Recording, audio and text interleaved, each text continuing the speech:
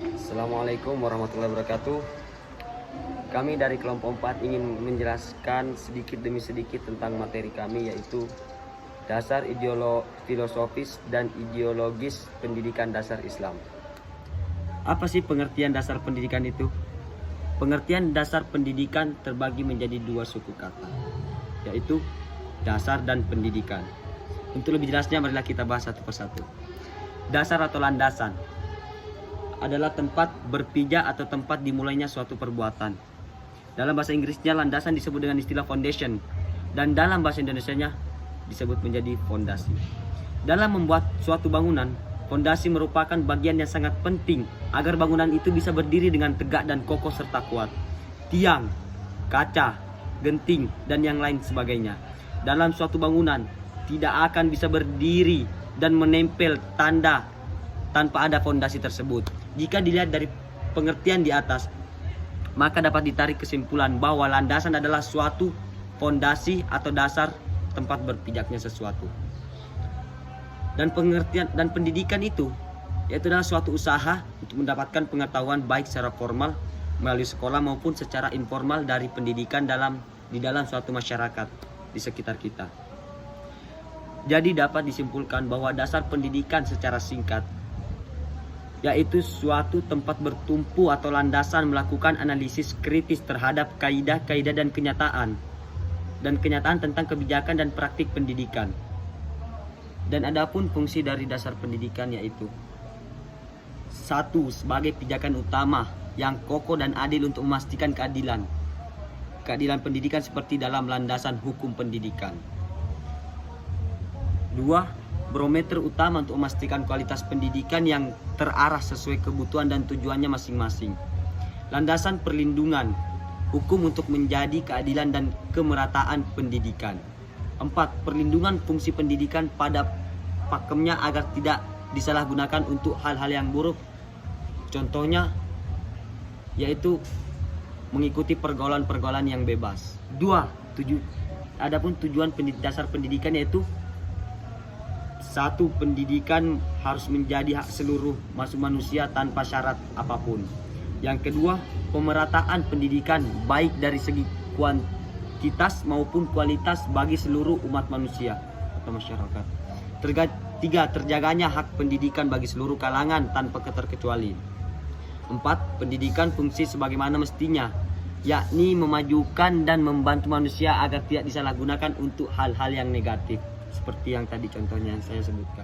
Dan di sini ada pun manfaat dari dasar pendidikan, yaitu manfaat dasar pendidikan sebagai acuan konsep atau prinsip kita, teori bagi para pendidik atau guru dalam rangka melaksanakan praktik pendidikan dan studi pendidikan. Dan di sini juga ada dasar jenis-jenis pendidikan yang dapat dijadikan sebagai titik tumpu dalam melakukan analisis kritis terhadap kaidah-kaidah dan kenyataan dalam rangka membuat kebijakan dan praktik pendidikan.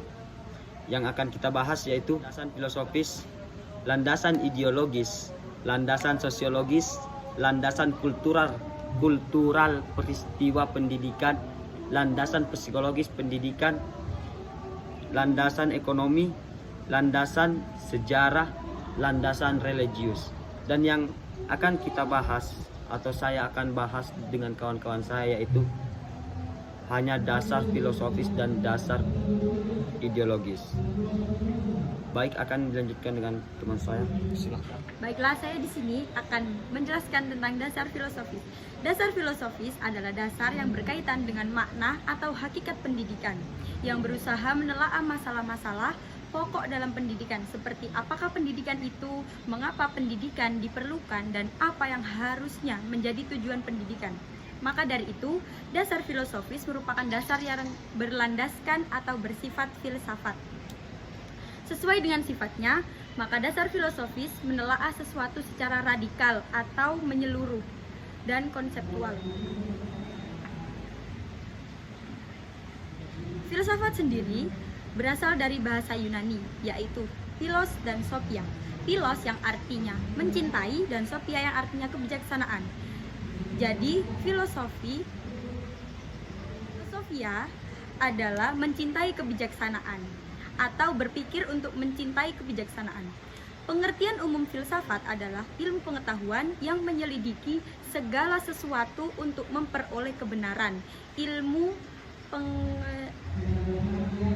pengetahuan tentang hakikat, apa inti atau esensi segala sesuatu. Orang yang berpikir filsafat sesungguhnya orang itu sedang belajar untuk memahami kehidupan nyata, yaitu mencintai kebijaksanaan, mencintai sesamanya seperti dirinya sendiri. Filsafat membahas tentang pengetahuan dan kebenaran. Sumber-sumber pengetahuan yaitu penalaran, pengamatan, intuisi, dan wahyu. Teori-teori kebenaran ada sebagai berikut. Yang pertama adalah koherensi. Sesuatu akan benar bila ia konsisten dengan kebenaran umum. Yang kedua, korespondensi. Sesuatu akan benar bila ia berhubungan atau tepat dengan fakta yang dijelaskan. Yang ketiga, pragmatisme. Sesuatu dianggap benar jika memberi manfaat bagi kehidupan. Yang keempat, skeptis. Kebenaran yang diperoleh secara ilmiah berdasarkan data dan sifatnya tidak mutlak. Dan yang terakhir adalah agama. Kebenaran yang diwahyukan oleh Allah, kebenaran yang tertulis dalam Al-Quran atau Alkitab atau kitab suci lainnya, kebenaran dengan ini sifatnya mutlak, tidak bisa diganggu. Filsafat pendidikan adalah hasil pemikiran dan hasil perenungan sampai ke akar-akarnya mengenai pendidikan. Yang terpenting adalah pembahasan tentang landasan pendidikan dalam segi filsafat yang mencakup filsafat pada umumnya. Oleh karena itu, filsafat di Indonesia belum terbentuk. Yang ada baru filsafat negara, yaitu ideologi Pancasila. Maka tidak banyak konsep pendidikan yang bisa diturunkan. Maka yang perlu dilakukan oleh yang berwenang, yaitu filsafat pendidikan di Indonesia perlu segera diwujudkan agar ilmu pendidikan bercorak Indonesia lebih mudah dibentuk. Seperti yang pertama, peranan dan pengembangan nilai-nilai Pancasila pada diri peserta didik pada hakikatnya adalah pengembangan efeksi. Dan yang kedua, pendidikan Pancasila dan pendidikan agama tidak bertentangan melainkan saling melengkapi.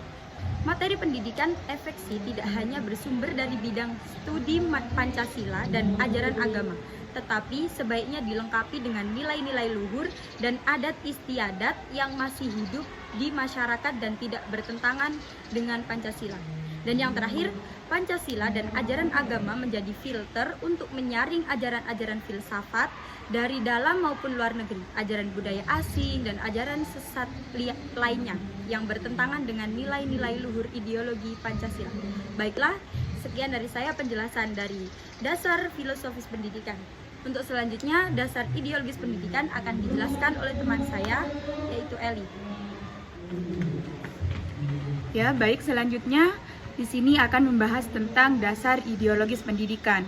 Sebagaimana dasar ideologis pendidikan merupakan peristiwa multidimensi bersangkut paut dengan berbagai aspek kehidupan manusia dan masyarakat, kebijakan, penyelenggaraan, dan pengembangan pendidikan.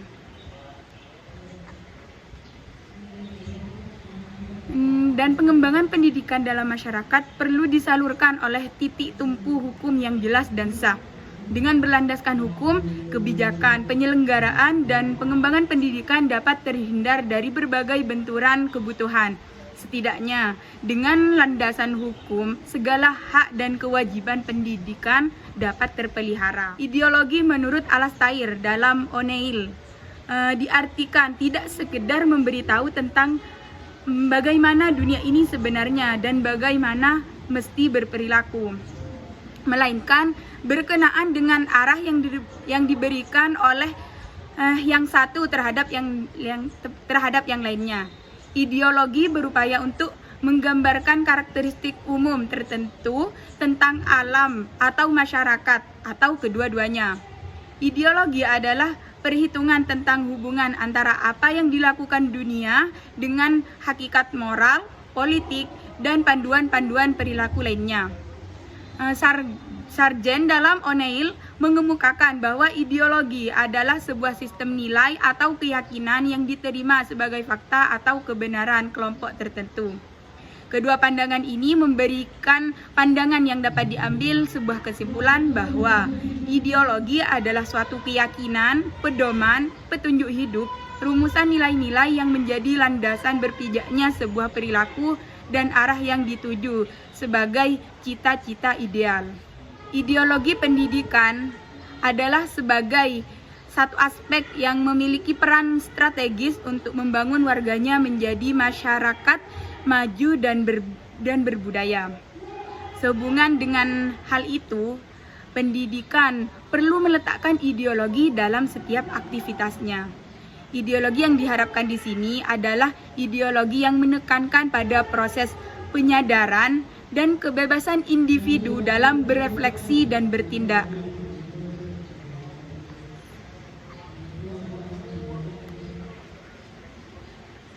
Ya mungkin hanya itu pengertian tentang dasar filosofis pendidikan. Dari itu semua tadi, dari penjelasan dari teman-teman saya berkaitan dengan tentang dasar filosofis dan ideologis, dan ini dari kesimpulan semua materi yang dijelaskan dari kawan-kawan dan saya juga, dan saya pribadi dan diri saya pribadi sendiri. Dasar pendidikan dapat dikatakan sebagai tempat bertumpu atau landasan yang melakukan analisis kritis terhadap kaidah dan kenyataan tentang kebijakan dan praktik pendidikan.